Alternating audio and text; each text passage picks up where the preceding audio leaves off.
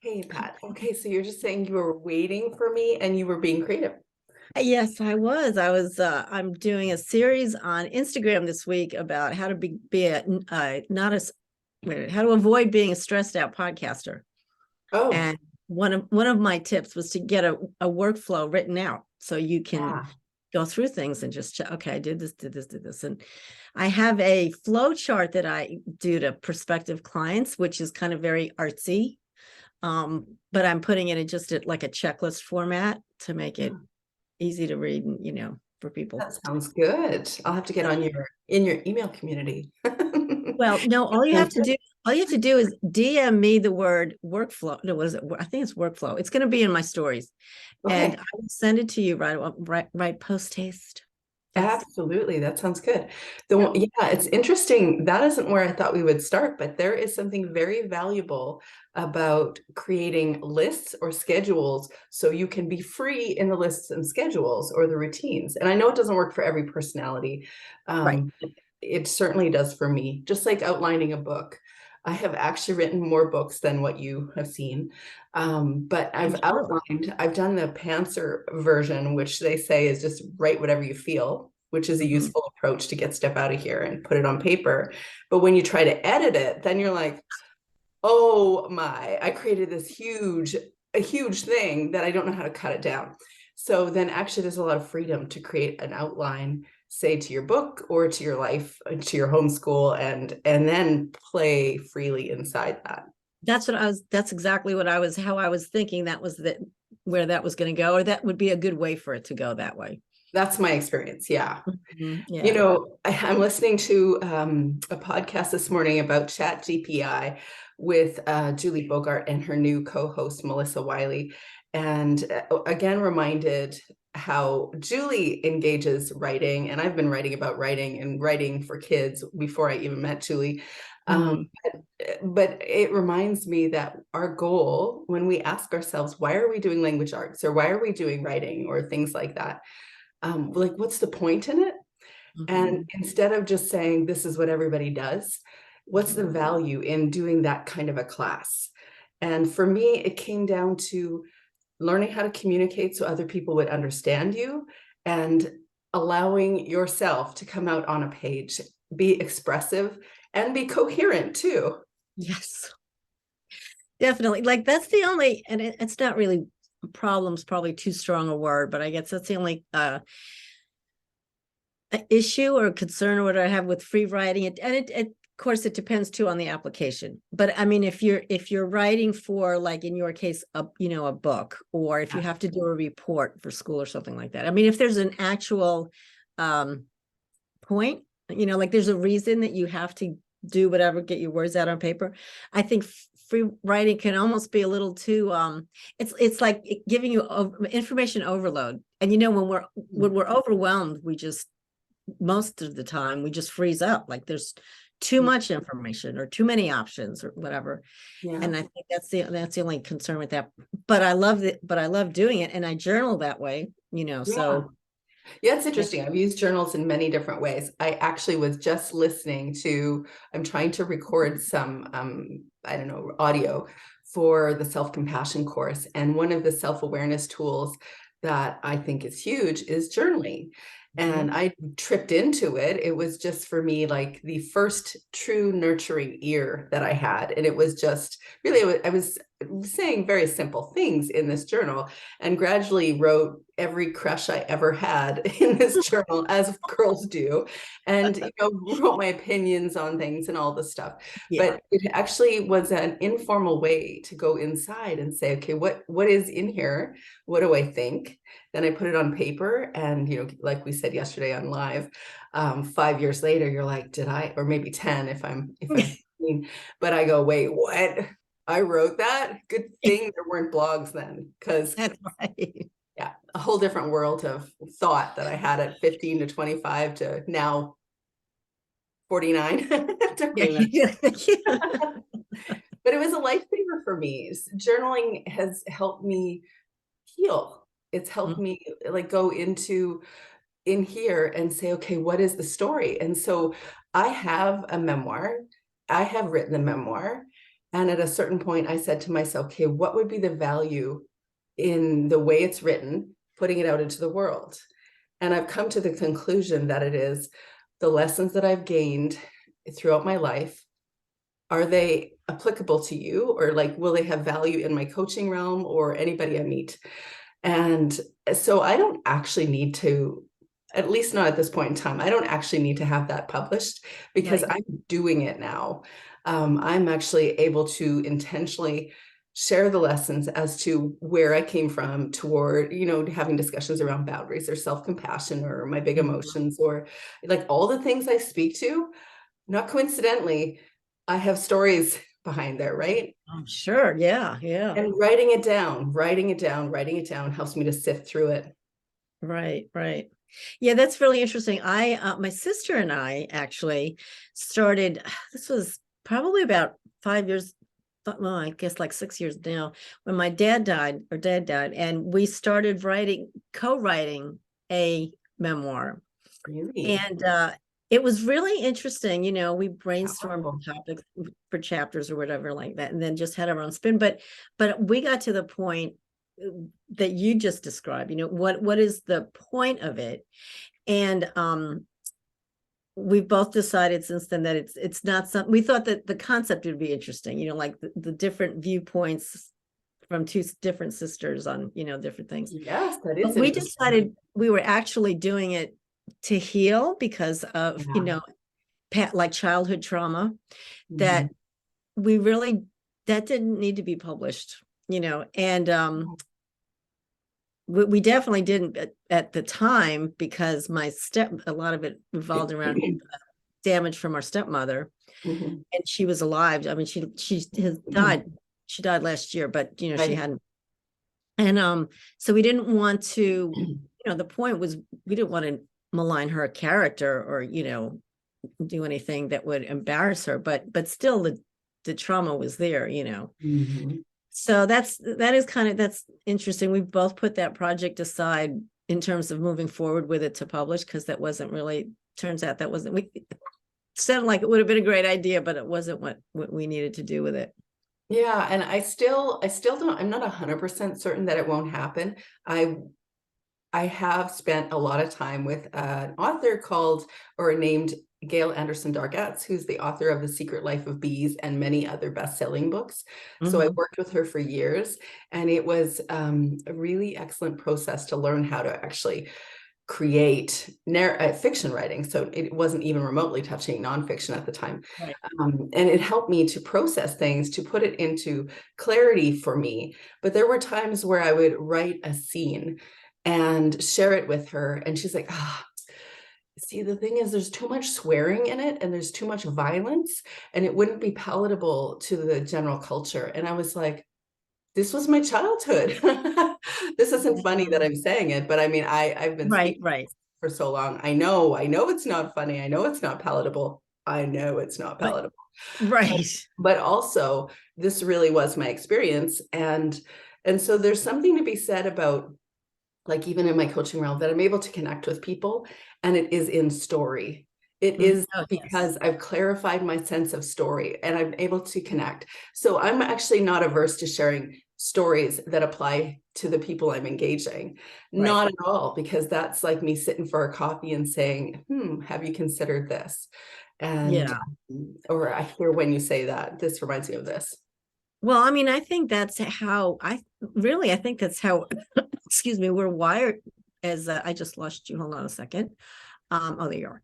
Yeah. We're wired as human beings, I think, to relate to story, Yeah. in a general sense. And, you know, when you're in a conversation, even just with, excuse me, Yeah. No problem. a group of friends or whatever, when somebody starts a story, even if it's like two friends over to the side or whatever, You everybody want to stops. hear. Yeah. Uh-huh. Because you want to identify, or you want to like get clarity or perspective for yourself.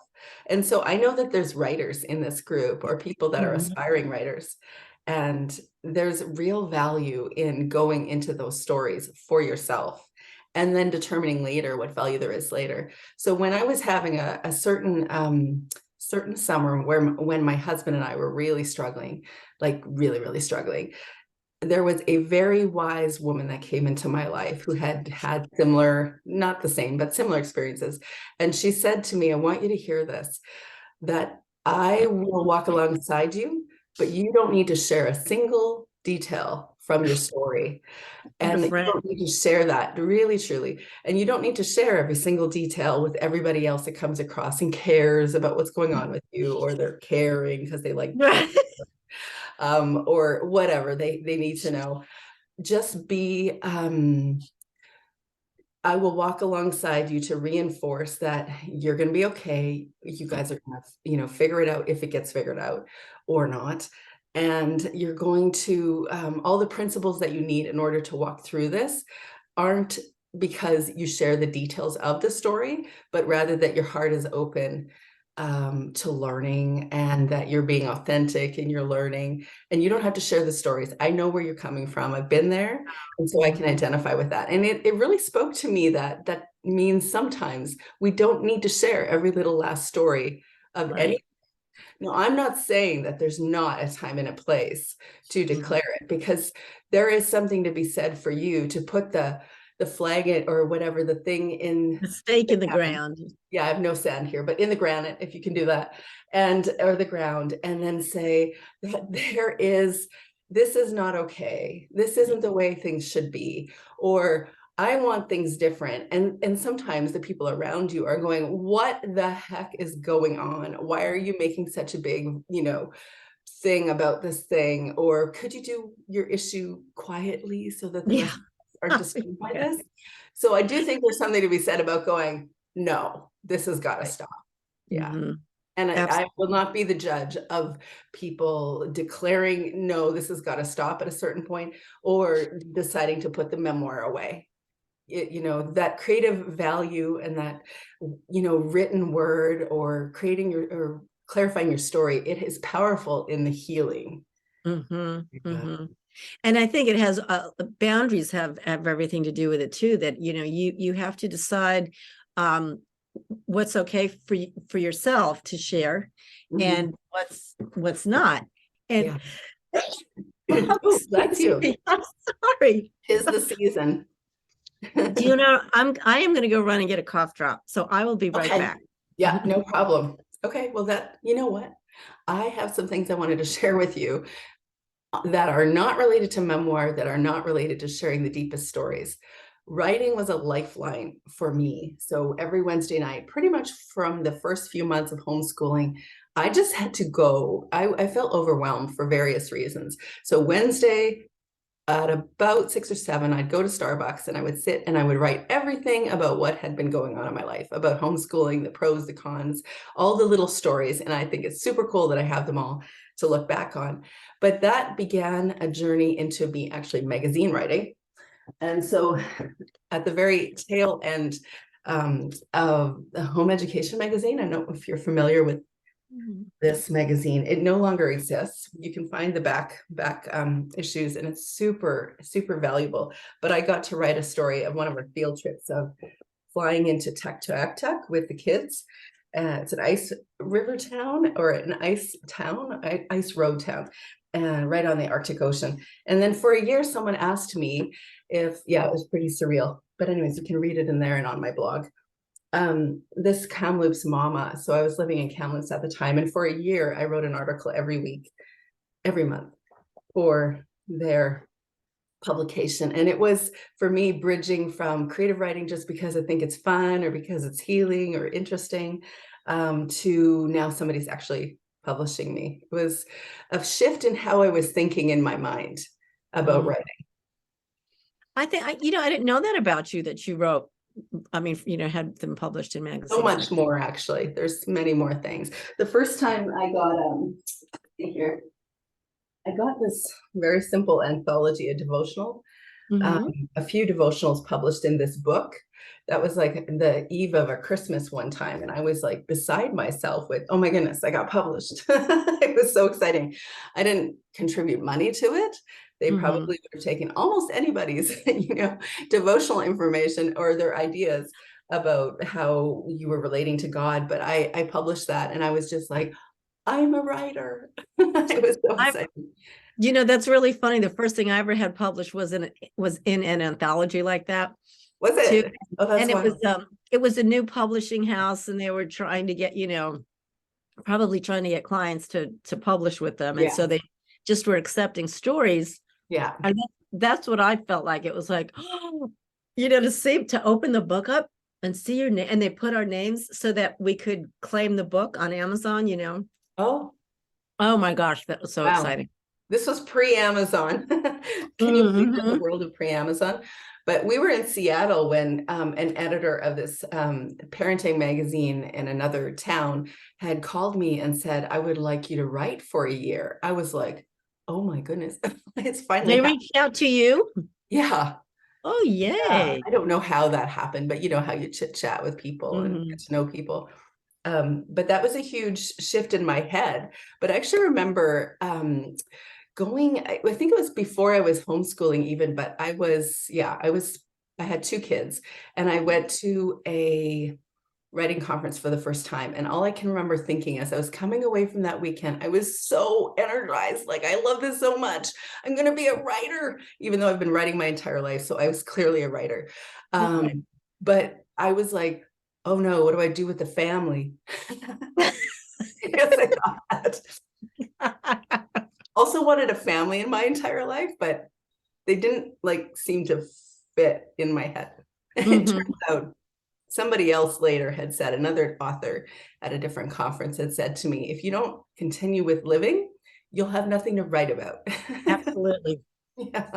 Well, and unless you're someone like, I mean, I can't even think a huge big name that does this, full time and everything. Yeah. There's plenty of room for the family. Yeah, exactly. Yeah. So tell me about your writing journal, or not journal, your writing journey. Well, it was really funny because I've always loved writing. And then and it was really interesting when we moved from our last place. The kids were helping me like go through things in our attic, Yeah. and they found two little I used to write poetry like back in grammar school. Hey. And Wow. I primarily it was because I had a crush on my English teacher that Yeah. That's most of my writing at that age, yeah. inspired by crush. Yeah. So they found two little books that our school had published together, and and put together, whatever. And they were like, wow, mom, you were younger than we were, like when when they were coming out. That was kind of neat. I didn't realize even that I had them before. But so then you kind of I kind of put it on the back burner because I had college, and my college degree wasn't even close. It was music. It wasn't writing, geared at all. Oh, Although my I didn't know that sister about and I you were either. talking. I'm sorry. I didn't know that about you either. Yeah, I was a music Yeah, therapy major. really. That's But cool. this is the funny thing, though. My sister and I were reminiscing the other day about this, and I wanted to go to pursue journalism. I wanted a journalism degree, and I can't remember the college in was it Chicago somewhere. Anyway, it doesn't matter. But my parents were like, no, don't become a journalist. You'll be a starving writer all your life and everything. You'll never get a job. Like, they were so down on it. And they used to like that I played the piano. So they said, why don't you do something with music? Listen, yeah, I had no illusions of going anywhere with music. Like, I was, I played the piano. All right. Mm. Okay, let's just leave it there. But it was music therapy. So I was still kind of like helping people, which plugs right into my, Yeah. Enneagram 2, Yes. making everything better for everybody, for the world. and Yeah.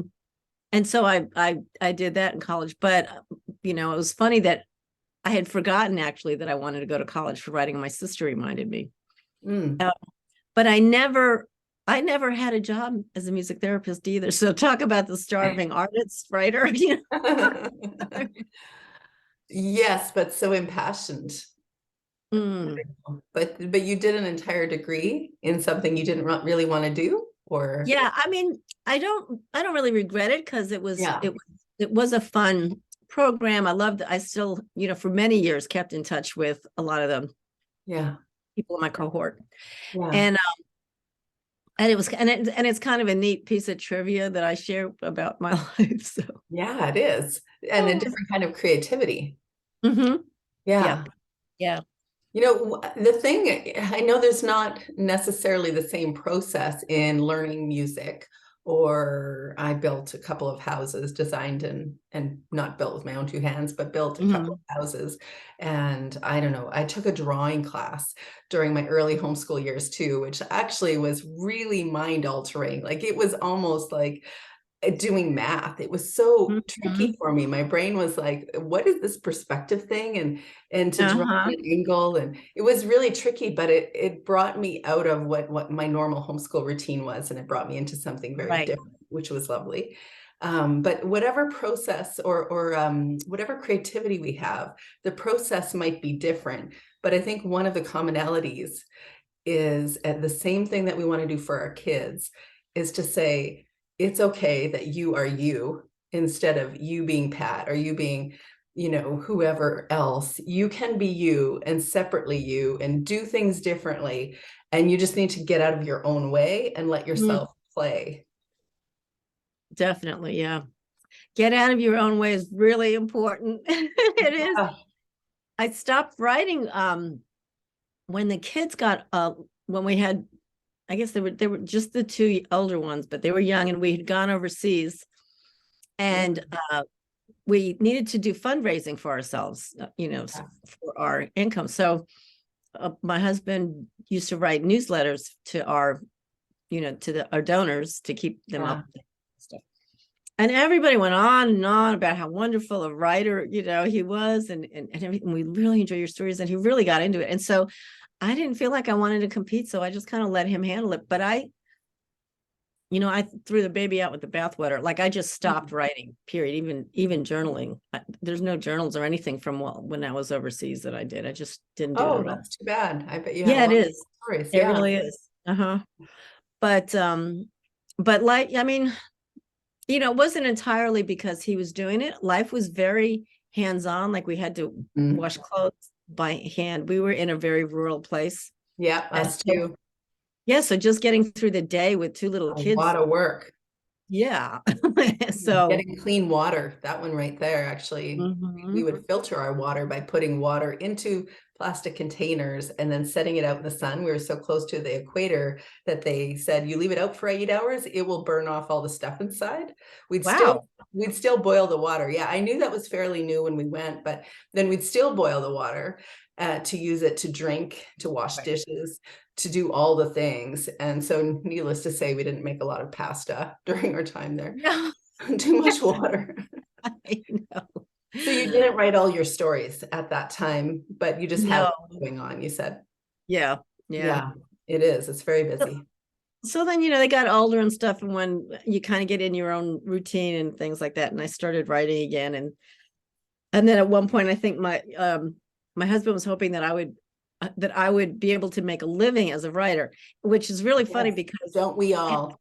yes, and I had a really good friend. I mean, before I started that, getting back into writing, and we lived in a small town in Georgia, and she had written a homeschool devotional, and with a publishing house, and she had a book signing at the local bookstore.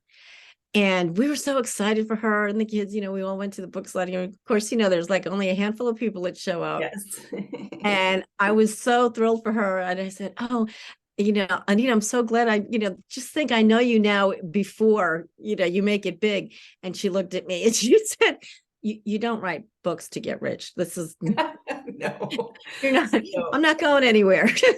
Yeah, even the lady, I mean, some people do, but Some people do. some people also get Grammys and Academy Awards. So Yep. And but some high school sports, athletes become like big football stars too. But like, exactly. what's the ratio is like, it's Yeah. unlike. And it's, not that you can't assume that that might not happen. It might. It Right. definitely, you hear people's stories and they're very surprised too. I was watching the Grammys. There was someone, oh, it's Lizzo, was standing and receiving an award, and she was speaking to Beyonce and saying, I skipped school to watch or to go to a concert of your concerts. And I cannot believe that I'm up here because they actually were both nominated for the same award. Oh And my, I mean, it was the way she spoke, it was like, I'm 8 and I'm going, whoa, I can't believe I'm up here because I've been adoring you for years. And so maybe it happens, like maybe it does. It should, I don't know. I'll just say I don't choose it as a goal. yeah. I choose I'll tell you that I think it actually applies to our conversation here. For me, that self-expression matters because I wasn't listened to as a Mm. kid. So then my instinct is to go, I want my voice to be heard. So I know that both that thought can be an unhealthy focus for me if my goal is to say, I want to be heard, I want to be heard. But that's not what I mean.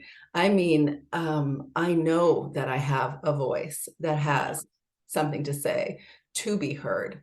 And sometimes it's valuable to some people, and sometimes it's not. And it turns out Well, that's literally everyone's experience. yeah, I mean, I think the only part I would disagree with you would be that Mm. I think it always is valuable, but not to everybody.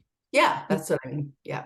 Okay, yeah. Yeah. So yeah, I agree with you. Like I mean, and honestly, if you have that, it almost doesn't matter. I don't think, I'm just kind of thinking out loud here, but it almost doesn't matter what your motivation is. Like, to be heard, you want to be heard because you weren't heard as a child or whatever. Like I wasn't either. But I think that also God puts something in us, Yeah. not only this need or a seed of something, but he puts in us a lesson and a word that we need to speak so that he can work through us to reach other people. And Yeah. and I think when we bottle up our creativity for whatever reason, we're Yeah. too tired, we're too busy, we don't feel talented enough, what would we say or write or do or What does it fill in matter? the blank? Yeah. Yeah. Yeah. Or what does it matter? Like when we bottle that up, I think we really, I don't know if this is going to sound like melodramatic, but we're not only doing ourselves a disservice, but I think we're doing the Lord a disservice because We're doing everyone around us a disservice too. definitely, yeah, because we don't know who that's going to be speaking to. We don't know who our words or thoughts or artistic designs or whatever are going Yeah. to reach, Yeah, you because know. not everybody will tell you. And Mhm. or they'll tell you 2 years later and you'll be like, I didn't even know you were listening. That is the wildest thing. Just, as a wife of a doctor in a small town, I've always been known as Mrs. Weidrich. Oh, Jim's wife. And I'm like, okay. So then when people started recognizing me because of what I'm doing, which doesn't happen a lot, by the way. But when it does, I'm like, wait, what? You know me from my podcast? I'm going, wow. That those moments are like, wait, really? But we're very artsy in our town, so people pay attention to stuff like that. Mhm. But anyways, it was very surprising for me. Definitely not my goal. I think to be heard, is one reason, but it's also because there is a message behind that. And our lives are like, we don't get to choose the stories of our lives. Right. Some of them we influence and affect, but it's certainly in the younger years, we don't get to choose that. But we do get to choose what to do with that. And though at times it is a struggle to see it in a grid that seems useful, Mhm. it still has a purpose. I don't know if you heard or saw this story of a little baby, like a newborn baby, being pulled out of the rubble in Syria this last week. That Mhm. baby is going to be cemented in my mind forever because it was barely breathing, barely warm enough to keep alive, and bruised all over. And I'm just like, oh, what a way to start this life. And Mhm. so, on one hand, I'm so glad that that baby is safe and healthy. And on the other hand, I'm like, damn, that baby is living a really tough life. We don't get to choose our stories, but we get to decide what we're going to do with it. Mhm. I And love that. I want yeah. to print that somewhere. Oh, yeah. Very cool. Let's write it down. Yeah, yeah, write it. Put Let's it on. actually, yeah, go ahead. That really is good. No, you should make a graphic quote of that and put it on Instagram. Yeah, okay. I Well, like it. one of the other things though, just like my husband is very capable of writing too. And he's very good at improvising silly stories and funny stuff. Like nobody would guess it because he is very serious and he's Well, he's a doctor. Doctors don't do that. Yeah, and I mean, I know a lot of doctors, so I know that some that are very artsy, like we actually got a Yeah. piece of pottery from one that was visiting here as a gift. Mm, So there, and also I live in that town, very artsy. And yet he's not, that's not his go-to. Hit part of his creativity is being able to see things long term and say, how can I create something? No, he doesn't think in the word create. He sees more like right. strategy, or how will this work? How can this manifest? This can't happen. He's always thought like that. He was speaking to me about, I don't remember if it was 5 or 6 years old. Whenever he started reading the newspaper, which I was like, what? Really? But yes, really. I remember his mom saying he started reading when he was 1. I don't know. Okay, that's I weird. don't But know. he's like that, and he thinks like that. Whereas I was keeping, and I actually have them behind me, but these little paper journals of quotes that meant something to me, or I Mm, would write down my thoughts in how the world worked. And I was always trying to piece things together. And I mhm, still think like that. There's other people, I don't want to take it out of left field if it doesn't apply to the people that are listening. Uh, mm, but there's other people who, if we take our kids, they have natural bends toward playing the piano. My mm. youngest, I didn't give any piano lessons to because I forced so many music lessons in the years with the other kids that Wow. I finally said, okay, forget it. I won't do that. And then turns out that's what he does all the time, independent of me, of course. uh, or they all have their different kinds of creativities, but whatever the creativity is, you usually see it showing up really early. Mhm. And it doesn't mean it's going to become your profession necessarily, or your Right. child's, but there's something there that kind of reveals who you are. And that's the part that I want to nurture with other people and say, whatever this is, I have no idea where this is going. Do something with it. Yes. And Yeah. I think that is the biggest thing that I know it held me back for many years, like, just like, like you said, it doesn't mean it's going to be your career. It doesn't mean Yeah. you're going to like making money. That just seems to be always like The the cultural bottom goal. line. Yeah. Yeah. Like, Yeah. you're going to make this your career. You make this your job, or you're going to sell these, somehow money really. And like, why can't we just try something? Yeah. Just play. Just, Yeah. yeah. And the older we get, well, actually at my age now, people are expecting me to play. So that's kind of good. I'm not They're expecting you to golf. Oh, yeah, no. Don't I do the don't know. golf. Maybe that's a stereotype in my part of the world. Not sure. Well, I think golf at this age, but I think it's more for men than women. Yeah, I'm that's trying to true. get the heater on my Yeah. feet are cold. Yeah, that's Um, definitely true. but now I have grandkids, so I get to play with them and have Mm. fun with them. And I have started dancing again. I've started Oh, doing, love I it. shouldn't say again. Well, no, I can't say again. When I was at high school, I used to do partner disco dancing. So I much did. fun. Oh, it was so much Dancing fun. queen. Yeah, that kind of stuff. Exactly. Like, Yeah, I love it. and and I had such a great time. I absolutely loved it. And then I went away to college, and just college happened, whatever.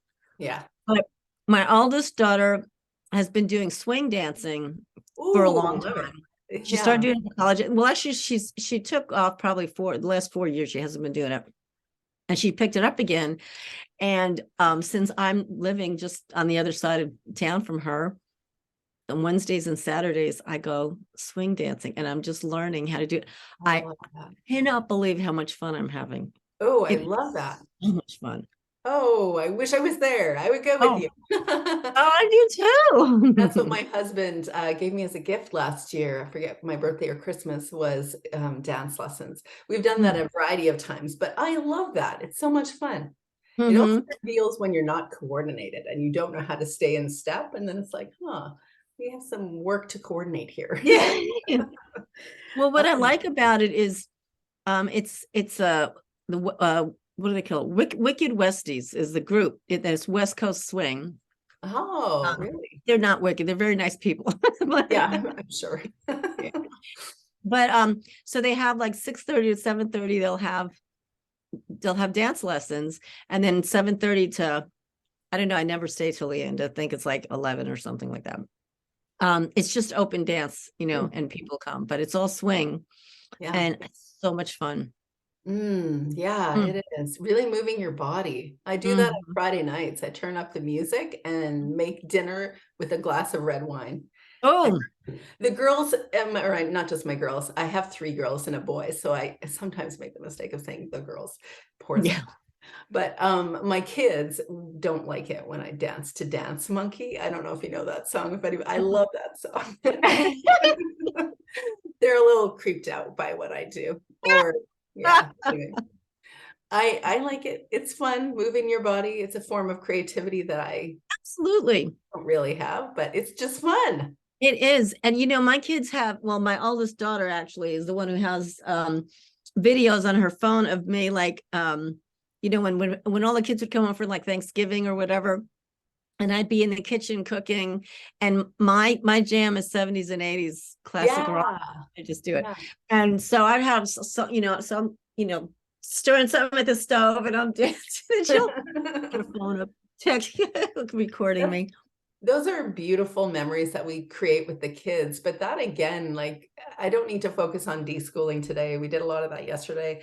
However, there's something to be said about thinking about an education beyond what the school culture teaches us, so that we can really embrace imagination and curiosity and play in our Curiosity. homeschool lives, and just go with it, because we have these kids that are doing these, sometimes certain kids doing kind of wacky things, like they'll do some weird things on the playground, and if you didn't have a child, you would not participate in that activity because it would look weird. But you have a child, so you can go play, just go do it, like embrace all the moments, the memories, the things that you're like, I'm an adult, I'm not sure I should do this. Yes, you should just go do it. Yes. Yeah. Yep. Oh, it's so much fun. Yesterday afternoon, my son's girlfriend was up from Texas, and she had spent the night with me because he had to go to work. So she spent the night with me, and we just spent the day together. It was really fun. Wow. And my daughter-in-law with the 2 grandkids calls me up, and it's like the end of the day. It was like, I don't know, 4:30. And she said, we're heading over to the park by your house. You want me to pick you up? And I said, well, I can't go right now. I had actually, you and I were talking. I said, but after I'm done with my call, I'll come over. So the 2 of us went over afterwards. We were there, I don't know, like an hour and a half. So much fun just running around and chasing each other and stuff on the grandkids, chasing them Yeah, it on the really is. playground. It was so much fun. Yeah, Mm-hmm. play, capture the play. Or if you can't remember what that is, and I think most people here can, but remember what you were doing when you were 8, do that. And maybe get the kids to join you in doing that. That's definitely the advantage of this life, is you can include them in the thing you love to do, for Yeah, sure. Can we go a little bit into a discussion on building business? Because there are a couple people that are engaging me on building business right now, tangibly. And I'm curious what advice you would give, because coming from a place, both you and I talked yesterday, that we came from a place of, I don't know what to do. I don't know how to do any of these things. mm-hmm. Mostly, and mostly at times where I was most frustrated with my computer, I just like, can I just throw it across the room? Will that make it better? Or no, it won't. I'll Right. drop it in the sink instead. Yeah. Oh, I Accidentally, know. of course. Yeah. So what would you give as advice or ideas, Well, encouragements I when you think, first starting first of out? all, any homeschool mom who wants to start a business, my hat goes off to you. Like, I never could make a go of it. Yeah. And I think it's really important, even before you're actually talking about practical steps or whatever, for people to think about why they want to do it, because what's the long-term goal? Because because it takes a lot of work. Yeah. No matter what you're doing, whether it's an online business or a brick and mortar or a service business, it takes a lot of work, and something's got to give. And you won't make money right away at it, in the beginning. And so, sadly for me, the way I learned this was that I tried to do it, and what gave, and it breaks my heart thinking about it, was time with my kids. And my kids will tell you, like, I talk about them, when I talk about them, when I talk with them, when we reminisce, if we're not laughing and I'm not like peeing in my pants laughing with them, I'm crying. Like, I love my kids, mean everything to me. And to know that I did that a little bit, like, I don't beat myself up for it, but it's just a reality. Something's got to Yeah. give. Right. Yeah. So you have to You're think right. about how important is it for you to do this business now, Yeah. given what the trade-offs are. Yeah. That's really good advice. It really is, Yeah. because you can't do everything. Mm-mm. Having said that, there is a way, and in some ways, what I'm about to say definitely works against other things I've said, that I don't really think our value or our goal is to be multitaskers, even though we're going to become very good multitaskers as Right. mothers and definitely as homeschool moms. But multitasking is, it just makes our brain just feel like it's going like this, and we're not producing it as much as we think we are when we're doing that. Yeah. But I actually had a conversation with Sarah. Gee, what's her last name? This is crazy. The podcaster lady who leads the podcast for children's books. Okay, this must Oh, yeah. Read Aloud Revival. Sarah Right. McKenzie. Wow, can't believe I forgot that. And she said, and I thought, oh, this is gold. That the goal isn't to do all the things or to create a balance. It's more because you won't do that. Mhm. Something will give, just like you said, there will be a tipping, but rather to be present fully wherever Mhm. you are at this time, which means that if you are actually homeschooling kids that are in the same house as you and they're not going away to activities throughout the week, then at what time during the day do you want to invest time to do the business?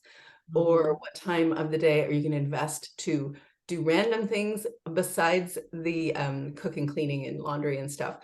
Like looking in your children's eyes, giving them Mhm. eyeball to eyeball time and actually playing with them, which really means that you got to be able to multitask, or Well, maybe not multitask, but block your time. yeah, that's what I would say Mhm. because business requires focused time, Yeah, for different things. Your kids certainly not only require it, you want to, I hope, yeah, if you're a mom, yeah, give them exactly. focused time. Homeschooling certainly becomes now there is something to be said as kids get older for them to see, hey, mom is trying to build a business and we need to work independently here so that she can do stuff. Like, that's a benefit, but not when they're little. When they're little, they don't understand that. All they understand is, oh, that's more important to mom than I am. That's what the story they tell you. We were talking about stories, Yeah. and that's the story they tell themselves because they don't understand. So, Yeah. I think it's really hard to do that, to try, and there isn't any balance, is elusive. I mean, we don't have it. It's not a thing.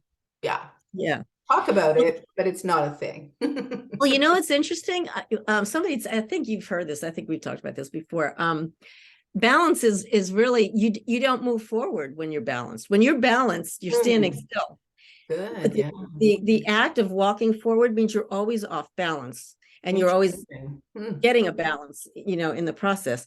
And I love that because it really kind of, when I first heard that analogy, it was like this weight was taken off my shoulders. Oh my gosh. So, because I wasn't finding balance, I never felt like I did enough with the kids, or I focused enough on Yeah. the business, or my husband and I got to go out on dates, or I always felt like something was Mhm. lacking.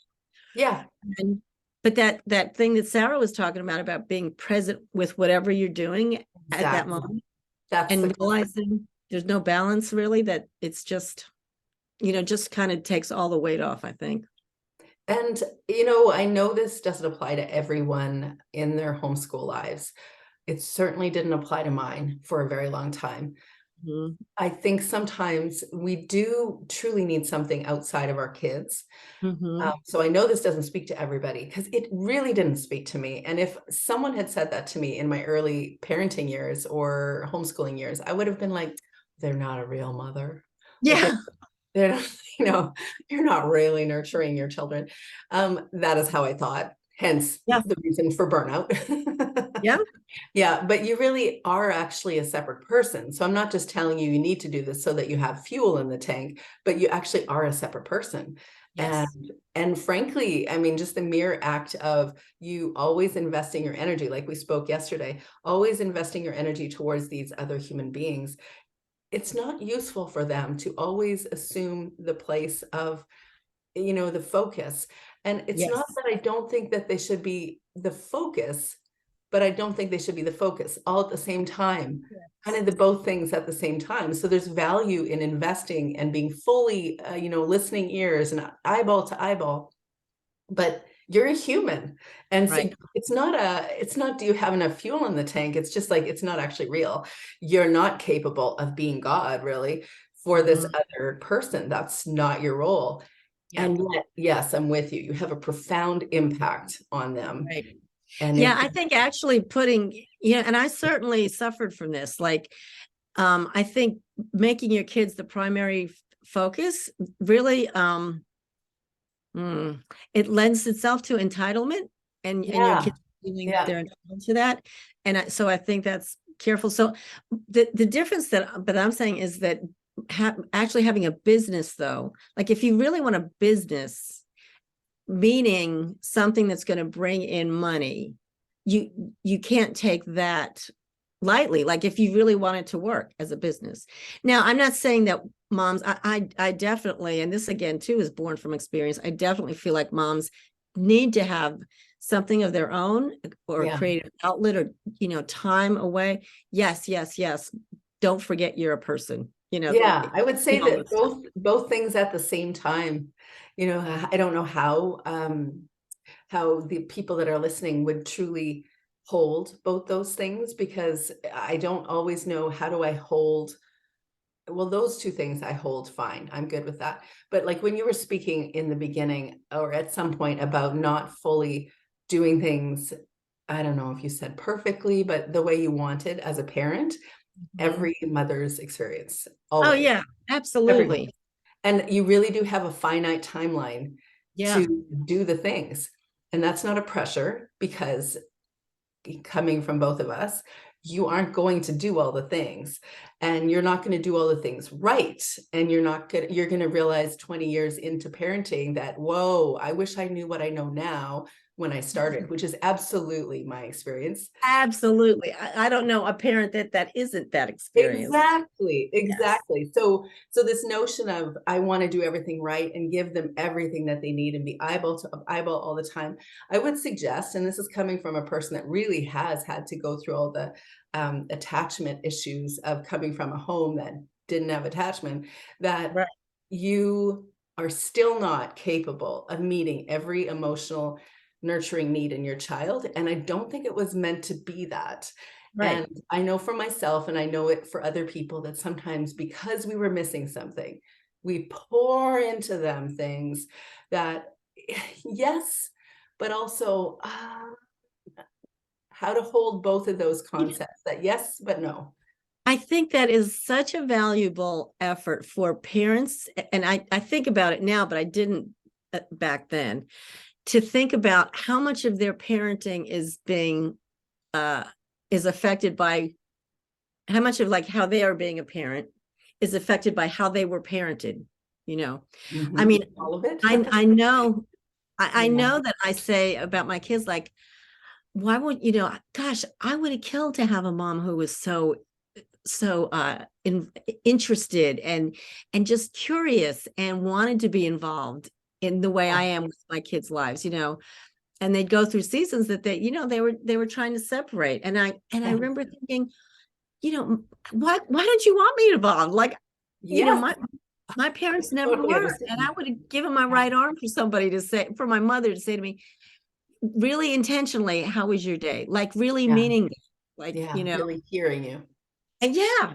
And Yeah. so, but I didn't realize at the time that that's how I was parenting, because I was trying to take care of myself Yes. as a child, you know. Yeah, exactly. So I think I still do that to some extent. I Yeah. still see myself at times doing that. Yeah. The other day, my daughter had said, "No, mom, I'm fine." And I'm like, "She's not fine." Like in my head, I'm like, "No, she's not fine."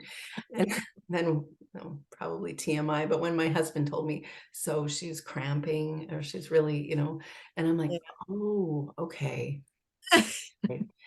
Okay." So it turns out that's a human thing also as a female. And as a mother who is always paying attention to everything that's going on with Yeah. everybody, I overattend and I assume I need to be like the balm of Gilead or whatever. I need to be the That's just I need to be the healer for that. And actually that's not always my role.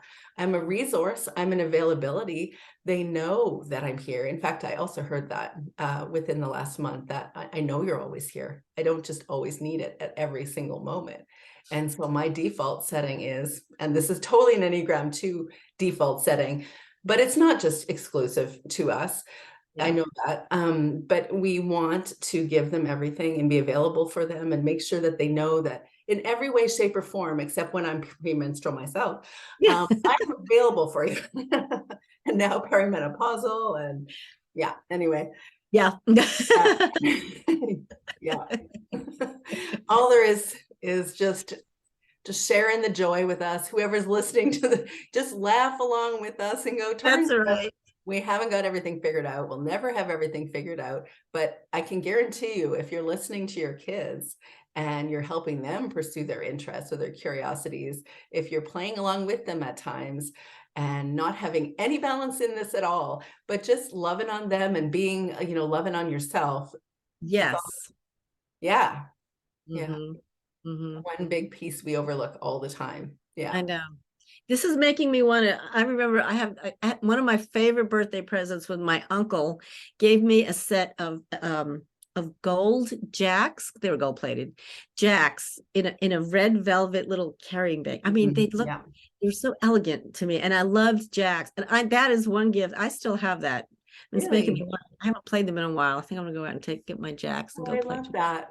Oh, I can see that as a reel. Speaking of creativity. There you go. And if anybody actually goes toward podcasting, you should definitely ask Pat to do podcast editing. And that is my goal, actually. I've told my husband my financial goal is to be able to put this stuff in your hand. But even in the very beginning, when I first met you, you just stopped what you did, where you were doing, and then you just answer questions for me. And I was like, whoa, that was amazing. I think it was around WooCommerce. That Oh was, yeah, way that's back in. the I want to throw the computer across the room moment. I know. Hey, Instead of I'm with you on that. WooCommerce was not yet. not intuitive. They need to take a hint from pretty much every other company. Yeah. Yeah, really. Yeah. I'm bending down because I'm grabbing something. Mhm. I know there's some writers here. And so I just wanted to share some of the books that I found the most useful in my writing journey. And I'm going to share two of them that I'll bet you know. Anne Lamott's Bird by Bird. Oh, uh-huh. I don't know if you're familiar with this one, but one of the most powerful books, frankly, just on life. And I still follow her on Twitter. Not that I'm really on Twitter, but ish. Yeah. And my husband I follow on Twitter. And very, very interesting, very down to earth. And then Writing Down the Bones by Natalie Goldberg. Ah. She also has, right now, she's advertising for a writing course. And it's pricey, but that's a first. It's pricey, but it's a really valuable process to really learn how to get what's inside here out of your voice. Mm-hmm. And another one about art, independence, and spirit called If You Want to Write by Brenda Euland. And in fact, maybe that is the thought I was going to start on, is that if you want to fuel your child's independence, I have very independent kids, and many people have asked me how to do that. And first and foremost, it was that I had an Enneagram type 8 kid that said, I have a voice, I want to speak it. And she said it, what she thought, as soon as she came out of the womb for day 2. And so then I had to quickly learn that she really means what she thinks, even if she's wrong, and later will turn it around and say, no, I think I was wrong there. She will just say what she thinks first, and then later on we'll process it. But she definitely isn't interested in what I'm thinking first. She has clarity on it first. And so that taught me to get out of the way and allow my kids to express their voices.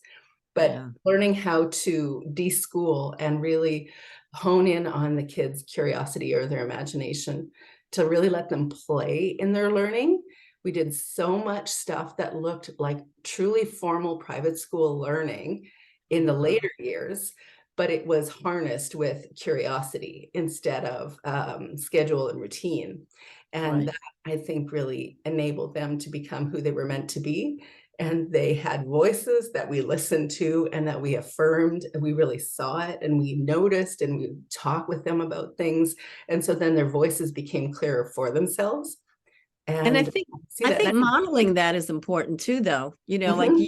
Yeah, you, we're if you definitely want that. them to be independent, well, tell them, this is mommy's time. I'm gonna, even if it's just you pull out an adult coloring book, and you're Yeah, coloring whatever it is. You have time because you want to have time because you need the time. My yes, sister used to give herself a timeout. yeah, And she like that. she only had one daughter, but Yeah, it was so as a result, summer times were kind of intense because her daughter was home from school and it was just one-on-one all the time. yeah. And she realized that. And in her wisdom, when her daughter didn't need like nap time or whatever, she said, okay, well, you know what? Mommy needs some quiet time. So mommy's going to go take a So nap or good mommy's that she said that. Yeah, Mhm. establishing boundaries like that. That's so Yeah. good. Yeah. Yeah, sometimes you just need that. Yeah, and Mhm. then you're setting the example for your kids. Right. Yeah, that's beautiful. This is such a rich conversation, just like so rich. I really love it. I love the topic. I love encouraging people to Yeah. really embrace who they are and find their creative thing so that they become more of who they are and become really clear on what they're supposed to be doing here outside of the homeschool mom role, but even in the homeschool mom role, how you are showing up with your kids.